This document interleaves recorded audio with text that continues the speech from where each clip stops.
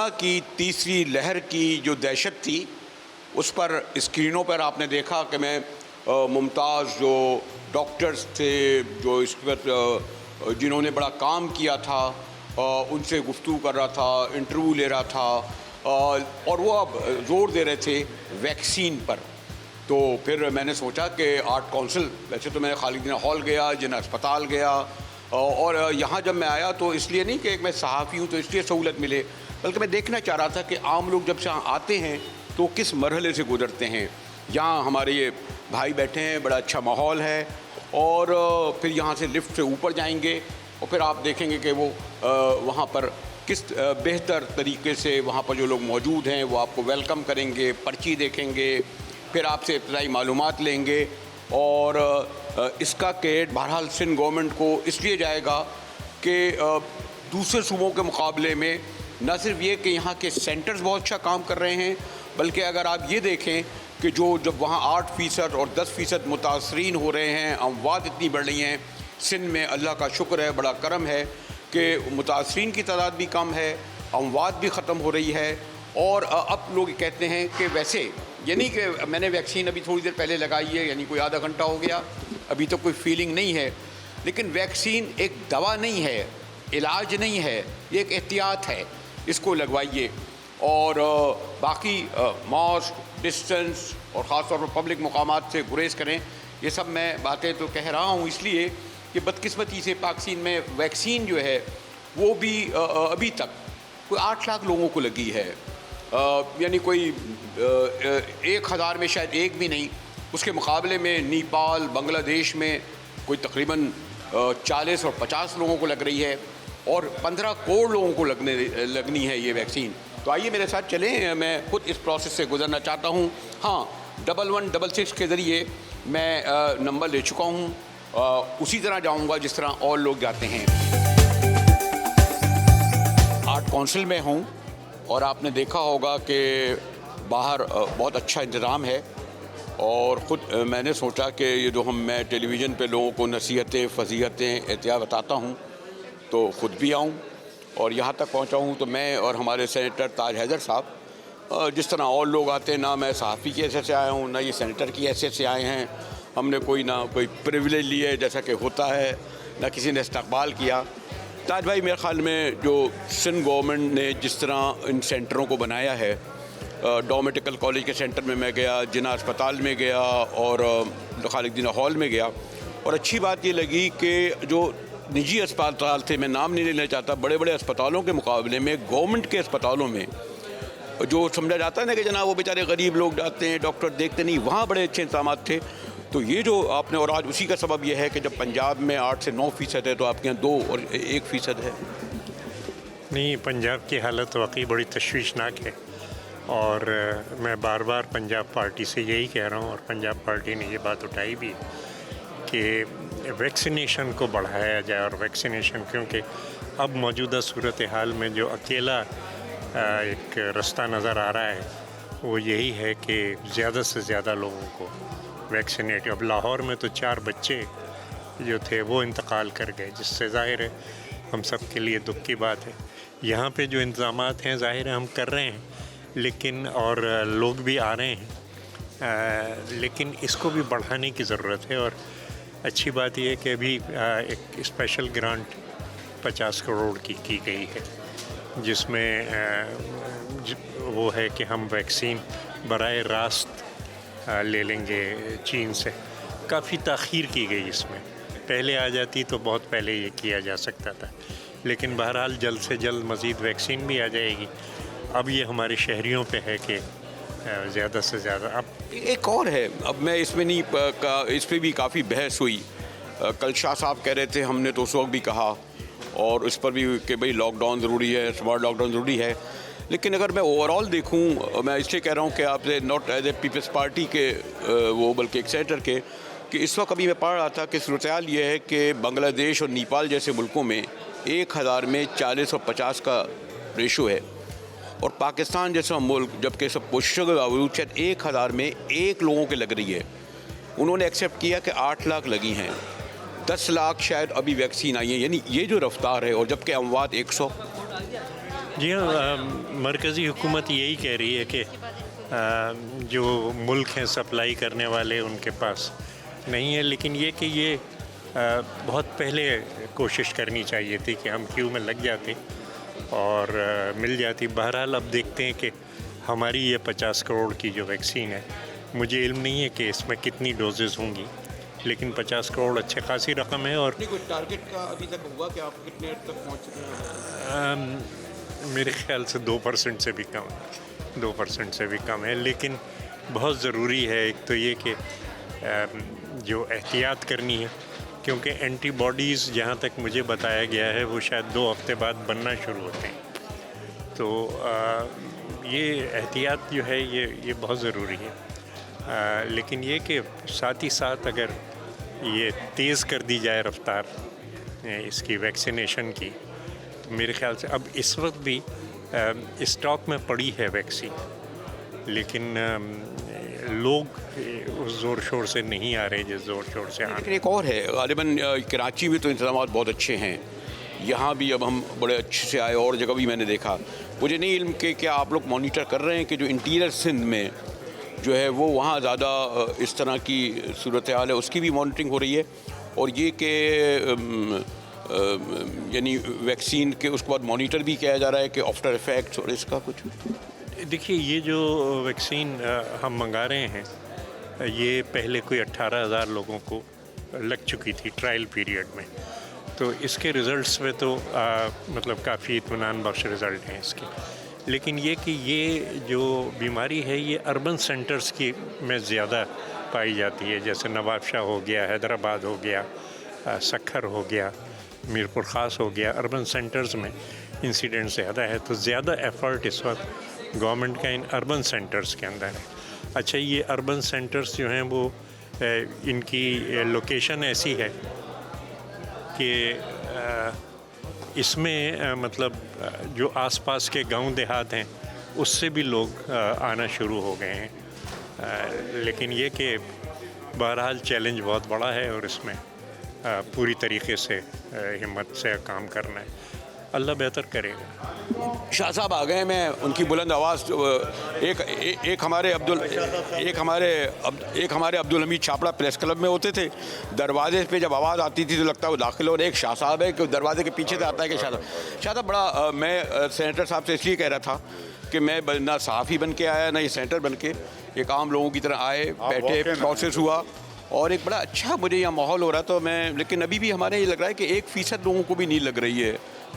جی 1% بالکل نہیں ہے، تقریباً 1000 میں سے 1 کو لگ رہی ہے. میں آپ کو یہ بتاؤں، لیکن سندھ گورنمنٹ جتنا ایفرٹ کر رہی ہے پاکستان میں، اتنا ایفرٹ اوورآل اگر سارے صوبوں میں ہو اور فیڈرل گورنمنٹ اس پہ کوشش کرے. سندھ گورنمنٹ نے ابھی 50 کروڑ روپے بھی رکھے ہیں اپنی ویکسین خریدنے کے لیے، پرمیشن ہی نہیں ملی تھی. یہ رات دن کام کر رہی ہے ہماری ہیلتھ منسٹری، چیف منسٹر، اور اس کا میں خود وٹنس ہوں. اور یہ جو سینٹر آپ دیکھ رہے ہیں مجاہد بھائی، یہ پوری دنیا میں ایک یونیک سینٹر ہے کہ جو اپنے اسکالر، شاعروں، ادیبوں اور سوسائٹی کے وہ لوگ کہ جن کی رسپیکٹ ہونی چاہیے، یہ بھی انہوں نے بنا کے دیا. ضیاء محی الدین صاحب، انور مقصود صاحب، تاج حیدر، تمام لوگ آپ لوگوں کا لگ رہا ہے. اور یہ آپ دیکھ رہے ہیں کس طریقے سے آرٹس کونسل فیسیلیٹیٹ کر رہا ہے ان کو. ہماری فاطمہ حسن کو آپ آواز سے پہچان رہے ہوں گے، چہرے سے تو نہیں پہچان سکتے. اور فاطمہ ادب کے حوالے سے، پھر ہمارے مشترکہ دوستوں کے حوالے سے بڑا طویل تعلق، اور آرٹ کونسل کے ادارے میں سرگرم ہے. تو یہ تو آپ نے کتاب چھوڑ کر، قلم چھوڑ کر، اور اس وقت یہاں مجھے دیکھ کر اس لیے خوشی ہوئی کہ جو یہ بھی تو ہمارا فرض ہے، جس طرح ہم اپنے لٹریچر کے ذریعے اپنی لوگوں کی خدمت کرتے ہیں، اور آپ کو یہاں دیکھ کر مجھے اچھا لگا. ورنہ بال ازارے بھائی ہمارا کام تھوڑی ہے یہ. دیکھیے، احمد شاہ کے لیے میں یہ کہوں گی کہ یہ جس سے جو چاہے کام لے سکتے ہیں. یہ خود پازیٹیو آدمی ہیں، مثبت فکر کے ہیں، مثبت سرگرمیوں میں مصروف رہتے ہیں، اور اپنے ان کے جو بھی ساتھی یہاں پر ہے سب کو وہ مصروف رکھتے ہیں. تو میں یہاں پہ لائبریری، آپ کو معلوم ہے کہ جوش ملی آبادی لائبریری اینڈ آرکائیو بنا رہی ہوں، جس میں گوشہ یوسفی بھی ہے، گوشہ فہمیدہ ریاض بھی ہے. لیکن اس وقت جو ہمارے احباب، جیسے اس وقت مسز لطف اللہ خان آئی ہوئی ہیں، تاج حیدر بھائی ہیں، آپ ہیں، تو میں تھوڑا سا ان کی مورل سپورٹ کے لیے ساتھ آ جاتی ہوں کہ इन्हें इंतज़ार गाह में बोरियत ना हो, वरना माशाल्लाह यहाँ का अमला जो है वो काम कर रहा है। ये लेकिन दूर करने के लिए शेर वेर भी सुना सकती हैं। हाँ बिल्कुल, क्यों नहीं, ये तो ज़रूरी है कि आदमी खुश रहे, और खुश तो फ़नून के ज़रिए ही रह सकता है, आर्ट और लिटरेचर और मौसीकी। कोरोना की शायरी भी बड़ी हो रही है, मैंने खाने करो। मैंने खुद लिखी है, आराम से अब घर में रहो मिलने ना आओ, जो बात है दूरी से करो मिलने ना आओ। तो इस तरह पूरी गज़ल है। हाँ, तो देखिए मैंने कहा मैं खुद इंजेक्शन लगाने के लिए बढ़ता नहीं हूँ, तो बाद में भी हो गई। तो अब खुद से मुलाकात का वक्त है, ये वक्त तो, ये दिन तो फ़कत खुद से मुलाकात के दिन है। कुछ लिखते रहो पढ़ते रहो मिलने ना आओ। ये दिन तो फ़कत खुद से मुलाकात के दिन है, कुछ लिखते रहो पढ़ते रहो मिलने ना आओ। तो ये मिलने ना हो, ये तो बड़ा, यानी वो हमारी तो तहजीब में शामिल है। कोई दरवाजे पे आ गया, किसी भी हालत में इस्तकबाल करो। लेकिन ये दुरुस्त कह रही हैं कि इस वक्त जो हालात हैं उसका मुकाबला इसी तरह हो सकता है। नीचे से आया, उस प्रोसेस से गुज़रा और अब इन तक आया हूँ। और इन्होंने जो प्रोफेशनल बात हर एक से पूछनी थी वही मुझे पूछी है। मेरा कोड नंबर पूछा है, शनाख्ती कार्ड देखा है, एज पूछी है, जो मैं माइक पर नहीं बताऊंगा।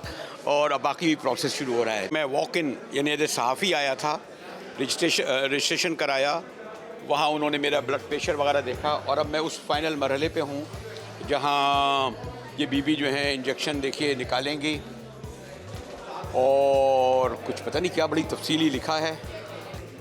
अब मैं इससे गुज़र रहा हूँ। और इसके बाद मैं लगाने का जो है कैमरे पर नहीं करना चाहता, क्योंकि मैंने देखा जब इमरान खान के लग रहा था तो वो चेहरे पे उनके लगा कि कुछ तकलीफ़ हो रही है।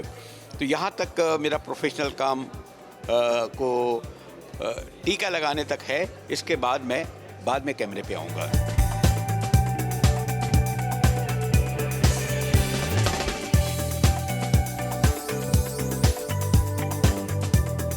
अरे मुझे तो पता ही नहीं चला कब इंजेक्शन लगा। थैंक यू, माशाल्लाह आपका हाथ इतना, वो जो कहते हैं ना इंजेक्शन लगाने वाले का, सॉफ्ट था कि एक लम्हे को कुछ लगा कोई हल्की सी भी चुभन, जैसे चूटी से भी ज़्यादा कम काटा। वैक्सीन के तजर्बे से ख़ुद भी गुजरा, और ये जो सिंध गवर्नमेंट ने सैकड़ों की तादाद में सेंटर बनाए हैं, उनमें से आर्ट काउंसिल ने ख़ास तौर पर अदीबों, शायरों, दानिशवरों, मेम्बरान के लिए बनाया है। इस हवाले से मैं एक सहाफ़ी की हैसियत से नहीं, बल्कि एक ख़ुद वैक्सीन लगाने के लिए आया और पूरे प्रोसेस को मैंने देखा।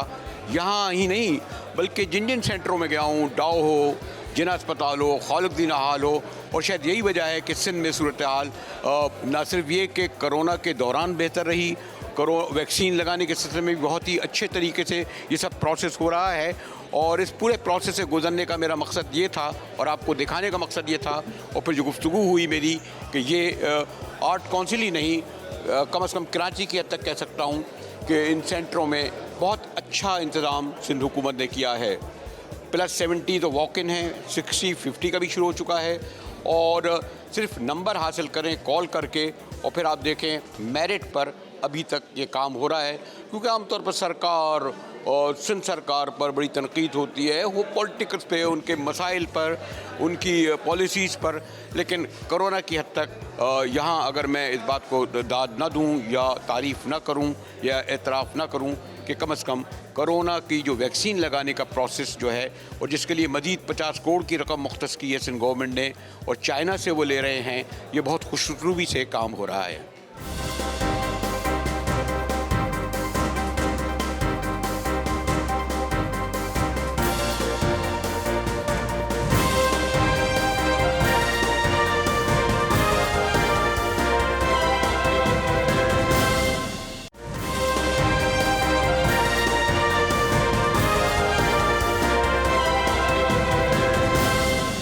GTV में एक बार फिर मुजाहिद वेली आपको खुशामदीद कहता है। ये जो मुझे आप देख रहे थे आर्ट काउंसिल में कोरोना लगाते हुए वहाँ पर, और इसलिए कि बहरहाल ब्रॉडशीट एक बड़ा इशू है, और हुकूमत सेनेट का इलेक्शन भी बहुत अहम, और भी जो सियासी मंजरनामे हो रहा है। लेकिन आपको इल्म है कोरोना की दहशत, एक दिन में 100 लोग हलाक हो जाएँ اور ہزاروں متاثرین، اس لیے اس پر تو گفتگو کرنی تھی۔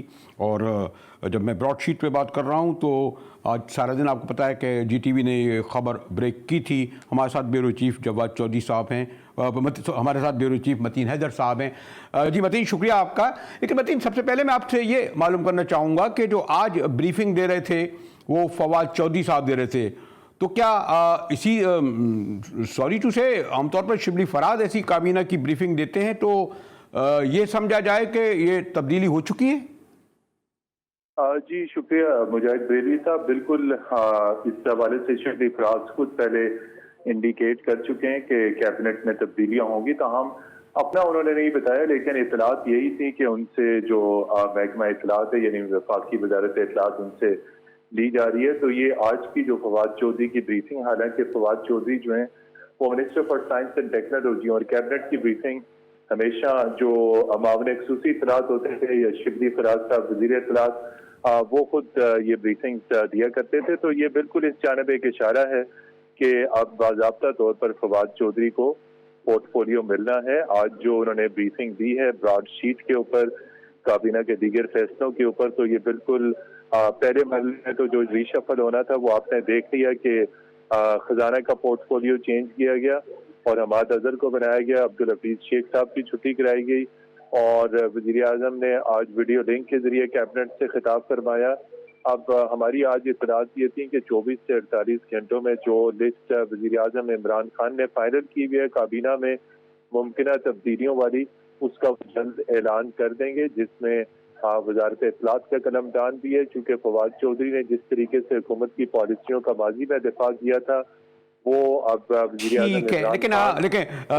لیکن میں اگر آپ کو سوری ٹو سے پھر لاؤں جہاں سے میں گفتگو کرنا چاہ رہا تھا، نہیں براڈ شیٹ، اس میں 5 میں تو آپ مجھے نشاندہی کر دیے سینئر آدمی ہے، اسلام آباد میں ہی نہیں بلکہ پورے ملک کی سیاست پہ آپ کی گہری نظر ہے۔ کچھ نامعلوم افراد لگے جن کا 5 جن کو نامزد کیا گیا ہے، جو چودھری صاحب بتا رہے تھے، اور جو ہم جو سن رہے تھے اس میں تو اس وقت کے نہیں کوئی عبدالباسط صاحب، کوئی اکبر صاحب، کوئی فلاں صاحب، یہ نہیں جو اس میں کچھ حکومتی لوگ بھی ہیں جو مشرف دور میں اس وقت تھے۔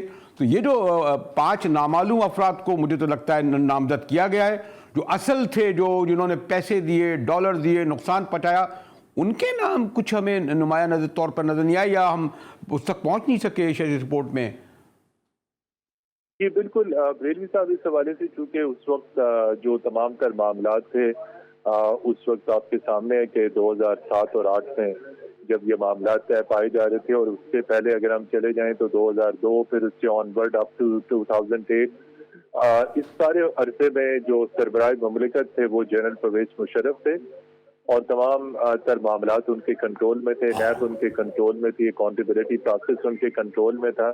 ایک انتہائی اہم بات جو میں آپ کو اب بتاتا چلوں کہ جب یہ تمام تر انویسٹیگیشن اور چیزیں اور معاہدات طے پا گئے، جب چیزیں ساری طے پا گئیں، کارروائی ہونی تھی، احمد بلال صوفی صاحب سے بات ہوئی، وہ کہتے ہیں جب حتمی معاہدہ طے پانا تھا تو انہیں تو مشورہ ہی نہیں لیا گیا، تو ان کے خلاف کارروائی کیسے؟ تو صوفی صاحب کہتے ہیں این آر او کس نے دے دیا؟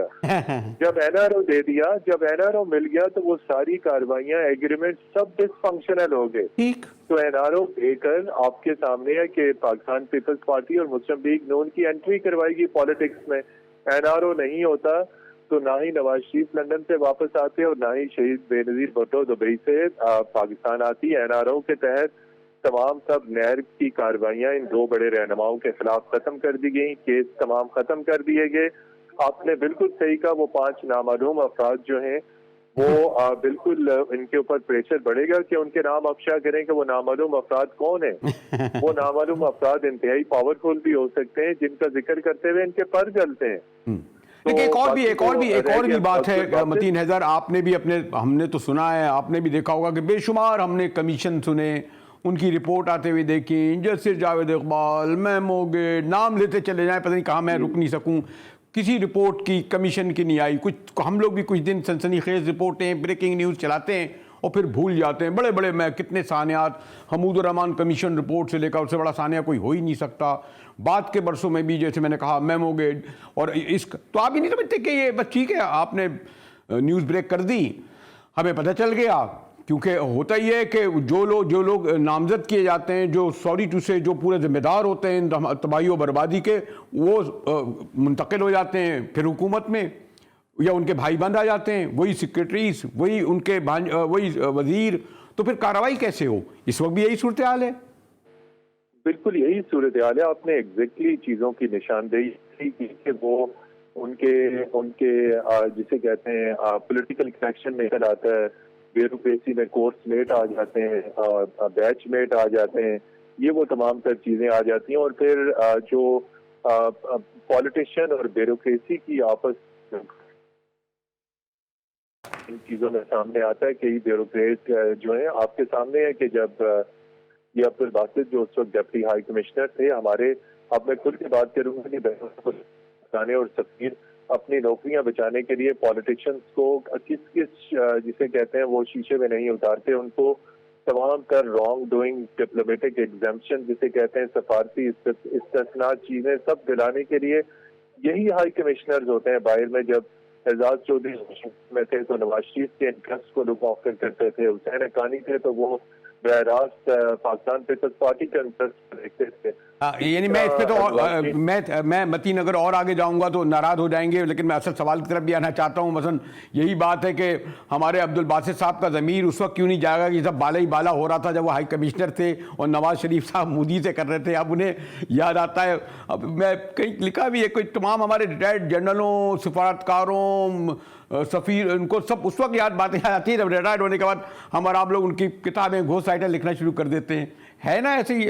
سوری میں عبدالباسط صاحب کا ذکر کیا تو آپ جب کہتے ہیں کہ ان کا ضمیر نہیں جاگا، تو اگر کوئی آرمی جنرل ہے، کوئی ڈپلومیٹ ہے، کوئی ایمبیسڈر ہے، تو مجاہد بریلوی صاحب یہ چیز ذہن میں رکھے کہ اس وقت چاہے سول ملٹری جو سرونٹس ہیں انکلوڈنگ ڈپلومیٹس جو ہیں وہ سرکار کے حکم ماننے کے پابند ہیں، وہ اپنے کہیں کوئی فیصلہ نہیں کریں گے۔ اسلام آباد سے دفتر خارجہ اور نیب ڈپٹی ہائی کمشنر کو کہے گا کہ یہ پیمنٹ کیجئے تو وہ کیسے انکار کر سکتے ہیں؟ جس طرح کہ انڈونیشیا جکارتا میں ہوا کہ اس وقت کے ایک میجر جنرل مصطفیٰ انور حسین جنہوں نے پاکستانی سفارتخانے کی بلڈنگ ہی بیچ دی، اور ان کے جو ڈپٹی تھے مشتاق حیدر رضوی، جب انہوں نے اعتراض کیا تو ان کو او ایس ڈی بنا دیا گیا۔ بعد میں معاملہ پبلک اکاؤنٹس کمیٹی میں آیا۔ ایک اور بھی متین حیدر میں انٹرسٹنگ آپ سے کرنا چاہ رہا تھا، لیکن نہیں، مجھے بریک کی طرف کہنے جا رہا ہے، اس پر بھی تفصیل گفتگو کہ یہ کیسے ہو سکتا ہے کہ ایک دن وزیر خزانہ بیان دے کہ چینی لے آؤ، بعد میں چلا وزیر اعظم کہہ رہے ہیں نہیں لاؤ، یہ کیسے معاملات چل رہے ہیں؟ خیر اس پہ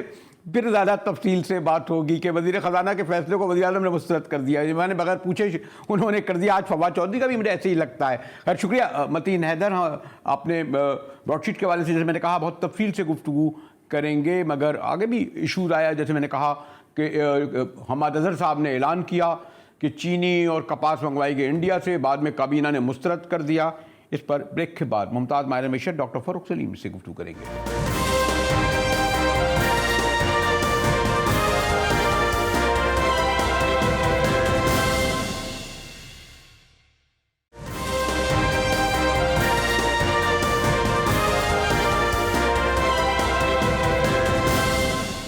جی ٹی وی میں ایک بار پھر مجاہد بریلوی آپ کو خوش آمدید کہتا ہے، اور کچھ سمجھ نہیں آتا کہ ہمارے وزراء جو ہیں وہ اتنے بڑے بڑے بیان ان تمام پاور کوریڈور سے پوچھے بغیر، حتیٰ کہ کچھ لوگ سمجھتے ہیں شاید پرائم منسٹر کو بھی اعتماد میں نے لیا۔ اور فواد چودھری صاحب نے جیسے ابھی میں دیکھ رہا تھا کہ آصف زرداری صاحب کو جس طرح کہہ رہے تھے کہ ان کا کیس ہم کھولنے جا رہے ہیں، حالانکہ جو معاملات ہو رہے ہیں اس میں کتنا اہم رول ہے۔ اسی طرح وزیر خزانہ صاحب نے آپ نے سنا کہ یعنی کیسے ہو سکتا ہے کہ انہوں نے پہلے پرائم منسٹر اور دیگر اسٹیک ہولڈروں سے نہ پوچھا ہو کہ معاملہ بھارت سے تجارت کا ہے۔ اب 5 اگست کے بعد سے نہ تو ہائی کمیشن کھلا ہے، نہ کوئی ملاقات، نہ آنا نہ جانا بند، اور اتنا بڑا فیصلہ کہ ہم چینی جو ہے بھارت سے خریدیں گے، 5 لاکھ ٹن کپاس کھولیں گے، تیاد کھولنے جا رہے ہیں۔ ڈاکٹر فاروق سلیم ہمارے ساتھ ہیں۔ ڈاکٹر صاحب شکریہ۔ یہ جو میں نے آپ سے کہا نا کہ اقتصادی رابطہ کمیٹی کے اجلاس کے بعد وزیر خزانہ کا بیان آیا، اور ابھی اس کی سیاہی سوکھی نہیں تھی کہ آج کابینہ نے کہا کہ جناب یہ جو تمام فیصلے مسترد، تو ڈاکٹر صاحب مجاہد صاحب سمجھ مجھے بھی نہیں آ رہی، جو سیاسی اینگل ہے وہ بڑا عجیب سا ہے۔ یعنی کہ جو وزیر تجارت ہیں عمران خان، وہ ایک سمری موو کرتے ہیں ECC کے اندر اور وہاں پہ وہ سمری کو اپروو کر دیا جاتا ہے. اس کے بعد وزیر اعظم عمران خان صاحب جب کابینہ کو ہیڈ کر رہے ہوتے ہیں تو اس کابینہ میں اسی سمری کو جو وزیر تجارت عمران خان صاحب نے موو کی تھی اس کو مسترد کر دیا جاتا ہے. تو سیاسی اینگل تو مجھے سمجھ نہیں آ رہا کہ یا تو حکومت کو خود سمجھ نہیں آ رہا کہ انہوں نے کس طرح ریاستی کاروبار چلانا ہے. جو معاشی اینگل ہے وہ اس کے اوپر زیادہ فوکس کرنے کی ضرورت ہے کہ وہاں پہ کیا غلطیاں ہو رہی. جی چلیں یہاں تک تو ٹھیک ہے کہ مجھے بھی سمجھ میں نہیں آتا. آپ تو خیر اسلام آباد میں بیٹھے ہیں, لیکن ایک میں تھوڑا سا براڈر کینوس میں اگر آپ سے پوچھوں ڈاکٹر صاحب کہ بھارت اور چین میں کتنی دشمنی رہی, یعنی پوری جنگ ہوئی بھارت کی اور چائنا کی, اور پھر ایک طویل عرصے تک ان کے ساتھ درمیان سر جنگ جاری رہی. ابھی کوئی میرے خیال میں ہفتوں یا مہینوں پہلے ہی سرحد پہ باقاعدہ گھوسوں اور لاتوں سے چینی اور انڈینس لڑ رہے تھے, لیکن اس کے باوجود ہم دیکھتے ہیں کہ انڈیا اور چائنا کے درمیان جو بائیلیٹرل ٹریڈ ہے, شاید غالباً مجھے آپ درست کیجیے گا, میں تو ویسے طالب علم ہوں, $100 بلین سے زیادہ ہے, اور ہماری جو ہمالیہ سے زیادہ اوپر چائنا سے دوستی شاید 12 یا 14 15 بلین ڈالر تک ہی پہنچی پائی ہوئی بائیلیٹرل ٹریڈ. تو اب تو ساری دنیا میں کوریا وار ہو, آہستہ آہستہ تعلقات جو ہیں وہ یہ ٹھیک ہے ان کے ساتھ تنازعات اپنی جگہ رہتے ہیں, لیکن ٹریڈ اور پھر سب سے بڑا مسئلہ یہ کہ عام و ظرف جو انسانی مسئلہ ہے یہ تو جاری رہتے ہیں نا ڈاکٹر صاحب.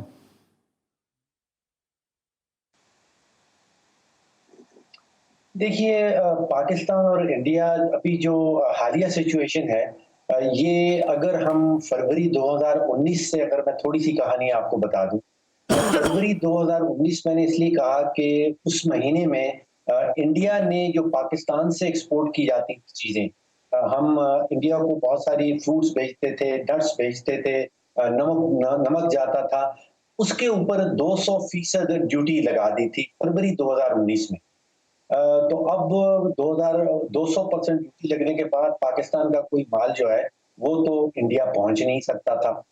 اس کے بعد اگست والا آپ کو یاد ہے, اگست 2019 میں وہ کشمیر میں اور انڈیا نے اپنے آئین کے اندر جو تبدیلی کر دی اور کشمیر کا سٹیٹس بدل دیا. اس کے بعد پاکستان نے انڈیا کے ساتھ تجارت جو ہے اس کو مکمل طور پہ جو ہے وہ بند کر دیا. تو شروعات فروری 2019 میں ہوئی تھی جب انڈیا نے 200% پاکستانی امپورٹس کے اوپر جو ہے وہ ڈیوٹی لگا دی تھی. ایک زمانے میں تقریباً $2 بلین تک کا مال انڈیا سے ایکسپورٹ ہوتا تھا, پاکستان پہنچتا تھا. تقریباً $500 ملین کی ایکسپورٹ جو ہے پاکستان سے بھی انڈیا ہم بھیج دیتے تھے. لیکن یہ اگست کے بعد مکمل طور پہ ختم ہو گیا, اور اس کی ابتدا جیسے میں نے آپ کو بتائی فروری 2019 میں تھی, جبکہ پاکستانی ایکسپورٹس کی جو ہے وہ انڈیا نے 200% ڈیوٹی لگا دی.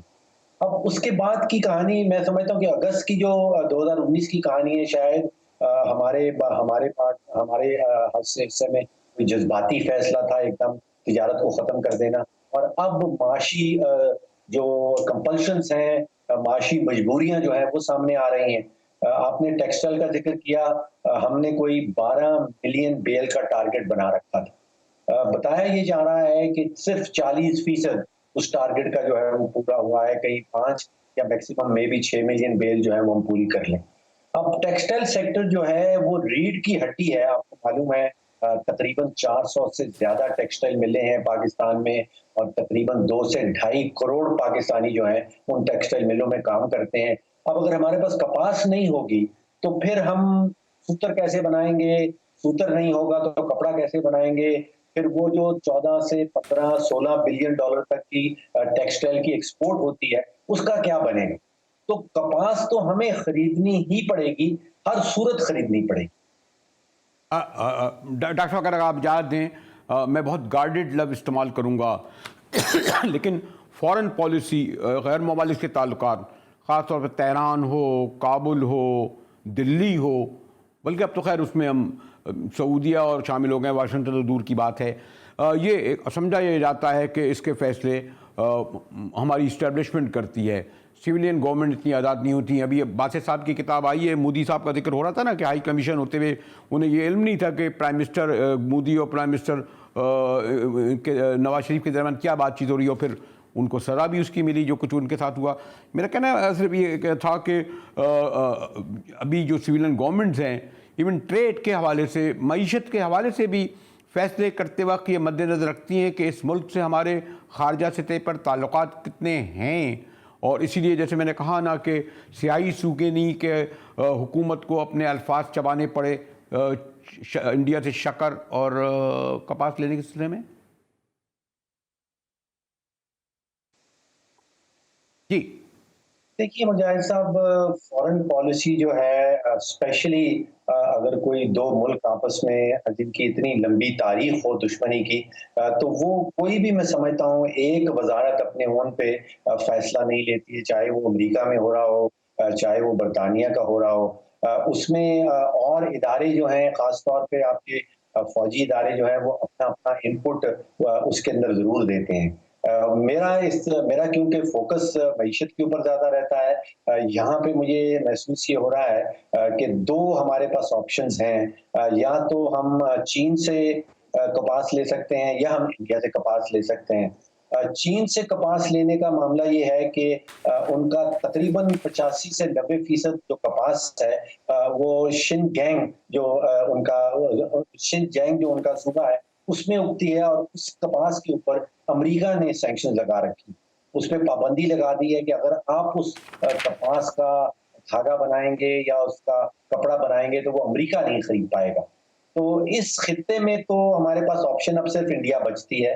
اگر ہم نے وہ 2-2.5 کروڑ پاکستانی جو ہیں جو ٹیکسٹائل ملوں میں کام کر رہے ہیں, ان کی ملازمتیں جو ہیں وہ کنٹینیو رکھنی ہیں.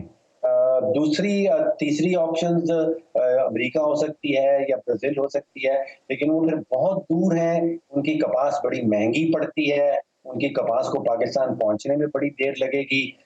تو ان پٹ ضرور لیا جا سکتا ہے فوجی حلقوں کا, ان کی ایڈوائس کا, لیکن آخر میں تو آپ کو کپاس چاہیے. کپاس ملک کے اندر شارٹ ہے, تو چاہے وہ اسلام آباد میں فیصلہ ہو یا دلی میں فیصلہ ہو, فیصلہ تو امپورٹ کا ہی ہونا.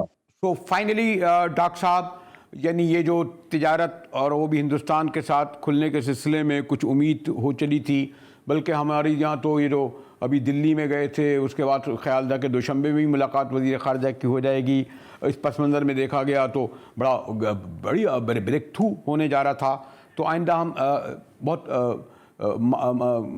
قریب میں ہم نہیں دیکھیں, مستقبل قریب میں کوئی اس طرح کا بریک تھرو, یعنی تجارتی تعلقات ہندوستان سے یا آمد و رفت عام شہریوں کی.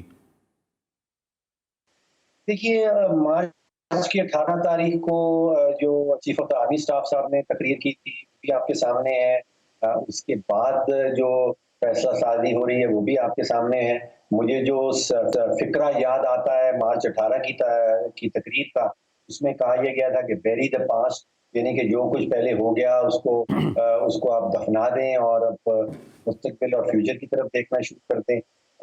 جو فیصلہ سازی جو ECC کا فیصلہ سامنے آیا تھا, میرا خیال ہے کہ وہ حقیقت سے بہت قریب تھا. وہ فیصلہ اگر کابینہ نے مسترد کر دیا ہے تو میں کنونسڈ ہوں کہ ان کو دوبارہ سے ریوائز کرنا پڑے گا. چینی 100 روپے ٹچ کر رہی ہے, سستی ترین چینی انڈیا سے آئے گی, انڈیا میں ریٹ چینی کا کم ہے. حکومت کے سیاسی پرابلم جو ہیں وہ بھی چینی اور آٹے کے ارد گرد گھوم رہے ہیں, اور اگر کپاس کا معاملہ بھی ساتھ شروع ہو گیا تو پھر تو بہت بڑا ایک سیاسی بحران, اس کے ساتھ ایک معاشی بحران, تو وہ سمجھ نہیں پائے. شکریہ محترم ڈاکٹر فروخ رسی سلیم صاحب, بڑی گہری نظر ان پر ہے, اور جیسے میں نے کہا کہ صرف 24 گھنٹے بھی نہیں گزرے کہ حکومت کو یہ فیصلہ واپس لینا پڑا. GTV سے مجاہد بریلوی کو اجازت دیجیے.